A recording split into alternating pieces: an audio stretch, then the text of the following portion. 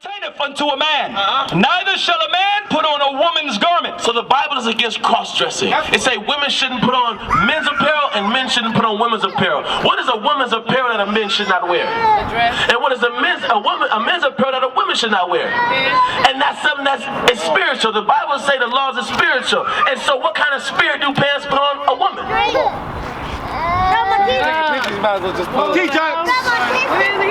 right, a woman of the house now. You see how that work?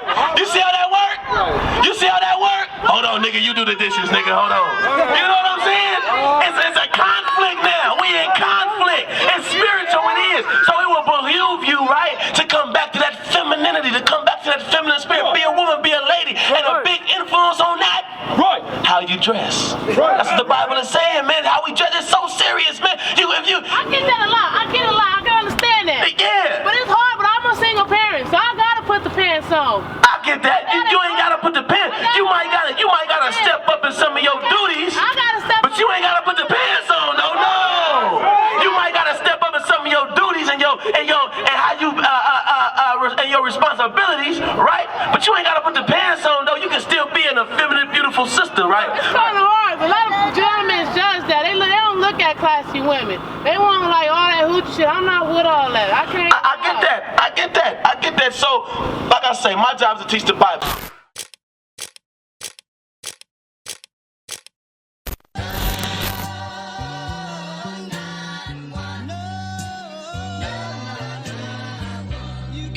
Hey. Oh, priggity. Huh? Front man talk that talk. Yeah.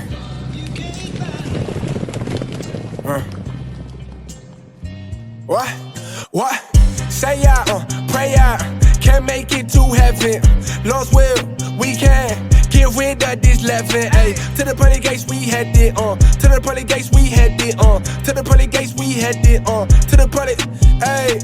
Say out, pray out. Can't make it to heaven. Lost will, we can. Get rid of this leaven, ayy. To the pearly gates we headed on. To the pearly gates we headed on. To the pearly gates we headed on. To the pearly, ayy.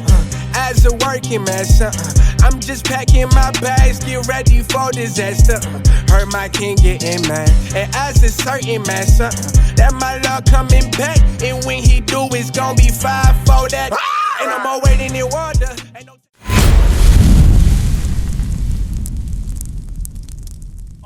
Teacher. You see what I'm saying? Because as you walk through the streets out here, right, the devil, he lurking like a lion. He gonna put spirits on you whether you want it or not. And so your job, right, is to put your spiritual guard up against these spirits, right? We had a sister right now earlier. She was a dyke.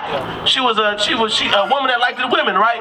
And you never know what spirits or what she went through in her life that brought those spirits out in her. I tell you what, one influence in that spirit that went that negative route was how she dressed. How she dressed, right?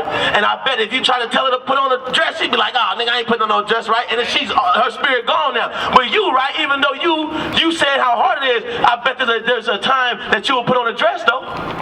You will. I wear dresses. Well, most days. Right, but you wear dress and pants, so you kind of on the fence. Yeah, I get it. I can tell, I get it. But that's just that walk, so your spirit ain't gone yet. So you see what I'm saying? It's still in there in you. You just gotta grow that spirit, man. Personify that spirit, because that spirit is beautiful. That's true beauty with God. Understand that. So I'm trying to bring you back to that truth. Watch this. Have you ever seen, if you think of a royalty, a queen of a would you see her in pants or would you see her in a beautiful flowy dress? Look at yourself as that royalty, sis. Look at yourself as that royalty, sis. So please don't leave here without that understanding that you need to come back to your true royalty, your true heritage, because you are an Israelite. Israelite means a prince that has power with God, a princess that has power with God. You are royalty. Come back to that. Come back to that. Don't go nowhere. So sis, before you leave, I want you, something you said, right? You said, well, they ain't checking for no covered up sister, right? So depending on the bait that I throw in the water, I'm gonna either catch a shark or I might catch a fish, depending on the bait. If I ain't got no bait on there, I'm gonna catch a boot or I'm gonna catch a tire. So 9 times out of 10, when you ain't dressed correctly, guess what kind of bait you getting? You using sex to attract a man, and guess what you gonna get? A sexual, lustful man. So when he see another sister with a bigger inferior than you, guess what he gonna do? Because he's a That's nigger bait. That's Hands right. is nigger bait. That's right. That's right. Now guess what? Where are my single men at? Raise your hand. Where the single men at? Right here, right? Now guess what? If you put your hand down. If you was in modest apparel and you knew how to treat a godly man, you would attract a man that would keep this law. Give me Exodus 22 and 16. Guess what? You wouldn't have to worry about no more if you attracted the right man. Hey, the man of God is here now. The man of God is here. And I believe that you deserve a man of God. But guess what? You need to learn how to treat that man of God biblically so he can treat you the way the Bible tells him to treat you. You get what I'm saying? So watch what that man of God that you attracted would do if he met you. Watch this. The book of Exodus, chapter 22 and verse 16. What's your name, sis? My name? Yes. My name Nene. Nene. Go ahead. And if a man entice thee, If a man entice Nene with a beautiful, modest dress on, because he's godly, he see a godly woman, he see Nene and do what? if a man entice a maid that is not betrothed, And he find out that you're not engaged, and lie with her, and in that court you guys end up making love or having sex or whatever they call it nowadays, he shall surely, anytime God say thou shalt, that's a commandment. Anytime God say thou shalt not, that's a commandment. So he feared God and heard this commandment and said what? he shall surely, He shall what? surely endow her to be his wife. I gotta marry this sister now. So guess what? When I went to the club last week and I didn't know this law, I was hollering at every girl I seen that looked good to me. And I was asking her questions about tonight, because that's all I'm concerned about. But if every black Hispanic man knew this one law, change the questioning. I'll be asking you things like, sis, can you cook? Do you believe in God? Can you sew a button? Do I gotta throw my jacket away every time I gotta get a rip? Do you even like kids? Do you want kids? I'll be asking you questions about forever. No more am I gonna ask you about questions tonight, but guess if I see you with that little shirt on showing your stomach, I'm gonna ask you what it do, baby. What it do tonight? I'm gonna ask you about a question to do tonight, right? So give me First Timothy 5 and 8. A man of God, if you had on modest apparel, and you had the right bait in the pond, guess what you would catch? You would catch a man that'll keep this law right here. Watch this. The book of 1 Timothy, chapter 5 and verse 8. But if any provide not for his own, I know this law. If every black, Hispanic, and Native American man followed this law, if I don't provide for my own, and especially for those of his own house, especially the kids that I produced, if I don't provide for them, he hath denied the faith I denied the faith. and is worse than an infidel. In God's eyes, I'm worse than a non-believer. So guess what? What would that do to single-parent household? It's over. No more single-parent household. You'll have a father in every black Hispanic household. You wouldn't have to put the spiritual pants on. You can let him put his pants on and run the household. Don't you want a father figure to your kids? Don't you want a father figure to your kids, right? You want that. So guess what? You gotta throw the right bait in the water. You gotta throw the right bait in the water. So guess what? Give me 2 Thessalonians 3 and 10. 2 Thessalonians chapter 3 and verse 10. For even when we were with you, this we commanded you, This is what the black, Hispanic, and Native American man is commanded, right? Read. that if any would not work, You don't get off your lazy behind and get a job. neither should he eat. Neither shall you eat. So you ain't got a man laying up on your couch. Right.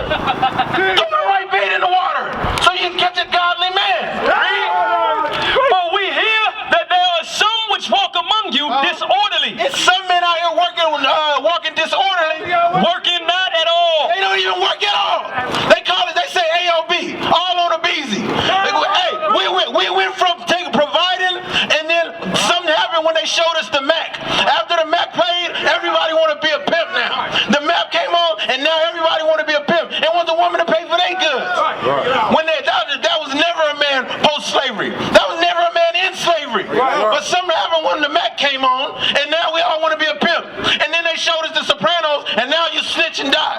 Then snitches get stitches. They show us what they need to show us, and they hide the Bible from us. So now it's our job to show you what the Bible say. Give me Ephesians 5 and 22. Now you gotta know how to treat that godly man.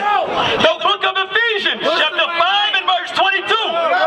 Wives, submit yourselves unto your own husband. What the Bible say to the wife? Submit yourselves unto your own husband. Now guess what? All your life, you see it on the Proud Family, all these little cartoons, got the woman bucking up on the man. That's why he said the laws are spiritual. So when you got on pants and I got on pants, and they ask, who got the pants in the house? We both got on pants. So everything. I tell you to do this, you bumping me with your chest. No, why I gotta do that, nigga? Why I gotta do that? No, what the Bible say to do? Wives, submit yourselves unto your own husband. Don't submit yourself to no Negro telling you to go out there and sell your body because you threw the wrong bait in the water. He ain't telling you to catch that and submit to him. You gotta submit to that godly man that's gonna tell you, guess what? You got the kids, I'm gonna go to work, you know what I'm saying? I'm gonna provide for you, guess what? And we're gonna do this thing right. We're gonna keep God's laws, you know, we're gonna keep the Sabbath, and guess what? Give me, hold that there, give me Tobit 8 and 16. Watch this. Watch what the man of God gonna say. This is what you submit to.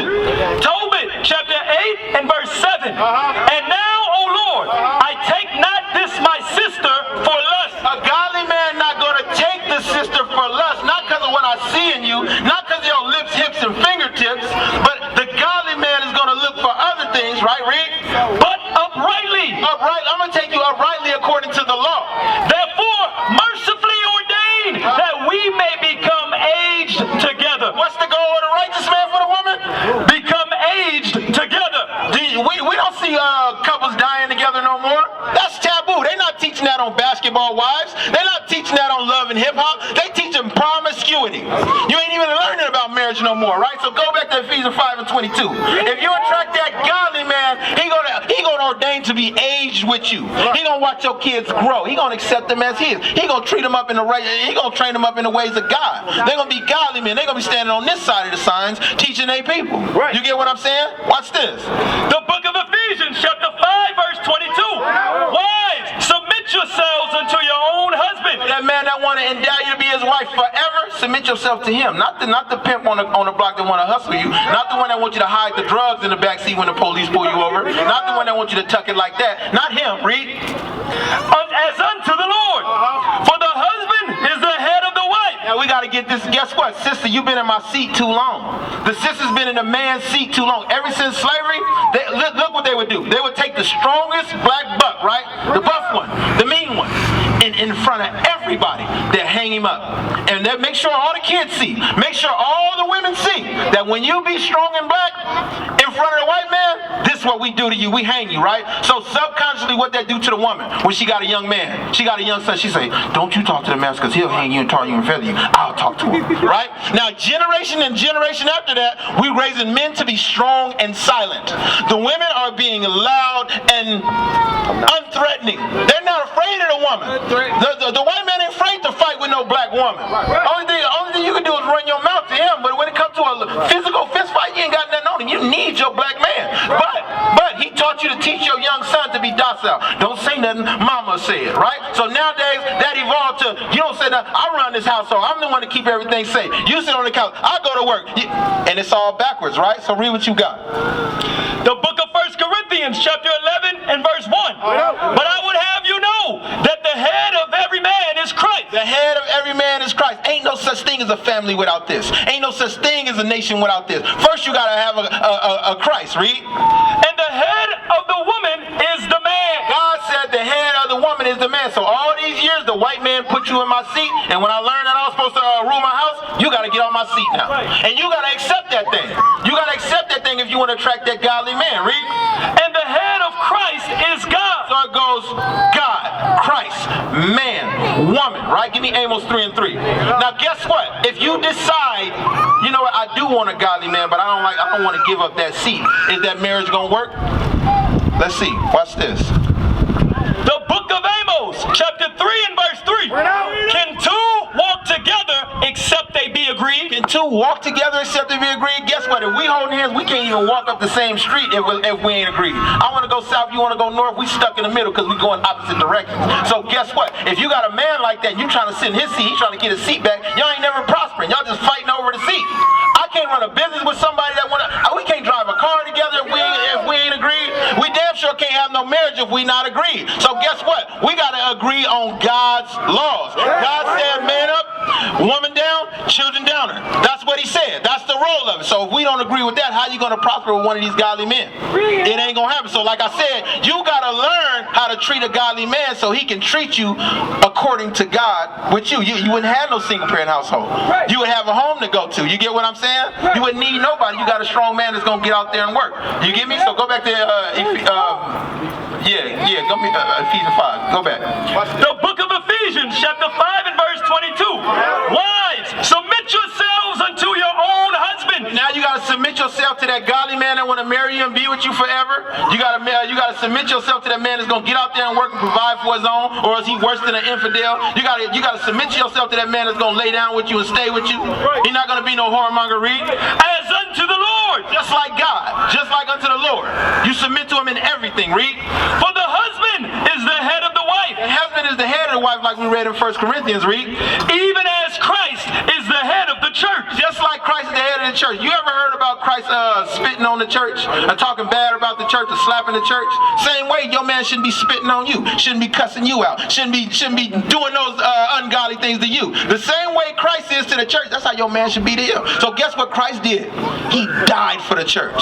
He put his life on the line for the church. He healed the church. When the church was hungry, he fed them with bread and fish. Man, that's what you want. You want a manly man that's going to do that for you. Read. And he is the savior of the body. He's the savior of the household. Without the man, it's always a struggle. Hey, okay, you can do it by yourself, but is that good? Guess what? I can play basketball with one hand, but am I going to be really good at it? I'm going to just do the bare minimum to hang in there. Now, that's what a single parent household is. So guess what? Your enemy is telling you, go out there and tie one hand behind your back and you can do it by yourself, girl. That's all he's telling you to do. And we walk around here with one hand tied behind our back trying to dribble and dunk and pass all by ourselves. It's not good for you to be alone. Read. Therefore, as the church is subject unto Christ, just like the church is subject unto Christ, so let the wives be to their own husbands. Let the wives be subject to that godly man in everything. In how many things? Everything. Everything that godly man tell you to do, go ahead and do it, because he ain't never going to tell you to sin. He ain't never going to tell you to do something outside of God's law. He probably going to tell you to do something to better the household. Right? Keep reading. Husband. Oh, now here go the husbands. Here go your job, bro. Because guess what? Let's say you on this side of but you do want to be a husband. You should aspire to be that, because that's what we out here for. Take care of our wives and our children too. That's what we've been talking all day. We got to take care of our wives and our children too. You should aspire to be a husband. Read. Husbands, love your wife. Now you got to love your wife. Even as Christ also loved the church. Just like Christ loved the church, you got to love your wife. So guess what? If you give power to a brother that ain't never had power before, he'll abuse it. He'll, I'm King Dingling around here, and he'll be running the house like a lion. But if you have power before, guess what? You're going to run your household accordingly. You're going to be a good boss. You're going to be a good man. You ever had a boss you work for, and you go out to dinner with him, and you enjoy the employee relationship that you got with him? And then on the other hand, you got a boss that's on you. Every time you do something, you're doing good, he want more. He want more. He's always on your back. You don't want to be that kind of boss, right? Read on. That he might sanctify and cleanse it with the washing of water by the word. That he might present it to himself a glorious church. So at the end of the day, we joint heirs together. And at the end of the day, I want to present my wife a glorious church. Right? So guess what? If Christ came back, because you remember he said baptized is having a good conscience towards God, right? So let's say God came back right now, right? In your conscience, if he seen you dressed like that, how would you feel? You probably go like this. Oh, sorry, Lord. I wasn't ready for you. That means your conscience is defiled, right? Now, if God came back right now and you was eating a pork chop, and you just read that law, and he came at you'd be like, oh, sorry, Lord, because your conscience is defiled, right? So guess what? I want to present my church a glorious church to God. I want that covered up woman. I say, look, Lord, look how I fixed her. Look how I fixed her. You get what I'm saying? She got a good conscience. I got a good conscience. We've been keeping your laws for years now, Lord. Confident when he come back. Okay. Right? Read on. That he might present it to himself a glorious church, not having spot or wrinkle, Not in sin. or any such thing, but that it should be holy and without blemish. It should be holy and without blemish, because I'm teaching her the laws. I'm guiding her in the ways of righteousness. Read. So ought men to love their wives as their own bodies. You got to love your wife as your own body. You see what you just attracted? You attracted a man that love you like he love his own body. So guess what? I get up in the morning, I wash my hair, I wash my body. That means I got to wash your hair and wash your body. Take care of you. I feed myself, I got to feed you. I clothe me, I got to clothe you. I make money for me, I gotta make money for you. I provide for my things that I like, I'm gonna provide things that you like. That's the kind of bait you attracted. You see that law that sounds so small, women don't wear pants, it sounds small, but guess what? Put on that dress and attract the righteous man, it'll change your world. It'll change your whole world. Read. Bring it out. He that loveth his wife loveth himself. He that love his wife, love himself. So if I don't love my wife, I don't love myself. Guess what? If I hit my wife, I'm hitting myself. If I'm down in my wife, I'm down in myself. If I ain't building her up, I ain't building myself up. A godly man gonna love you like he love himself. For no man ever yet hated his own flesh, but nourisheth. Nobody hate his own flesh. Guess what? He go out there, crease his pants up, get fly. Guess what he gonna do for you? He gonna get you something fly. He gonna get you a bracelet or something. You know what I'm saying? Because that's how he do himself. Because he love himself. We love our nation. We learn how to love ourselves. We know Christ is black. That make me want to love myself. You get what I'm saying? We know we the greatest people on earth. That make me want to love myself. And the more that I love myself, the more my self-esteem goes up, the better I treat you. You get it? Read. But nourisheth and cherisheth it, even as the Lord the church. For we are members of his body. We members of Christ's body. And of his flesh. And of his bones. For this cause shall a man leave his father and mother. So God said, for this reason, you got to get out your father and mother's house. You got to get out your father and mother house. You got to get out of your father and mother house. And shall be joined unto his wife. You got to get your own place and stop mooching off mama. You got to do that. You ain't got no boyfriend no more that live with his mama. And he hustling and hoping you get it too. Come on, man, read. And they too shall be one flesh. And they too shall be one flesh. You got to get out your mama house. You got to get a job. You got to work. You got to provide for your own. Then you can marry that godly sister that caught you with that righteous bait. And you can treat her according to the Bible, and she can treat you according to the Bible. It's a worldly example, but guess what? I used to come home and I had an ungodly sister. And I used to hate going in the house. I'll sit in the car and I'll just sit there because I don't want to hear her mouth. She chest bumping me and all that. But guess what? Now I got a godly wife after I came into this truth. And I come home, she say, Shalom, my Lord. You need something? You know how good that feel? You know how good that feel? When your wife ain't fighting you, but she pushing you up. When I feel down, when I don't get that job interview, and I feel down, I be like, man, it's hard out. She say, keep on pushing, my Lord. You know how good that feel? You deserve that. You deserve that, right? Give me Matthew 26. We can get the alabaster box. So we out here to show you blacks, Hispanics, and Native Americans. Hey, it's a way. It's a way. The way that they showed us, that's done. We done with that. Right. We done with that slave mind. We back to the Bible. And the Bible makes sense to everything. We used to scream black power while heroin was pushed. But at the end of the day, nothing's in vain. IUIC has been given a vision. The tents of Judah has risen. Many has attempted the mission, minor murmuring, omitting, and missing the mark.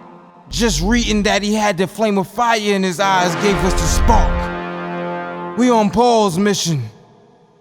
We out on the road, purple and gold, from Mexico, Cuba, Haiti, Ghana, Sierra Leone. 144,000 boots banging, concrete crackling. These are our men repented at heart. The scriptures is proof. IUIC, we deliver the truth.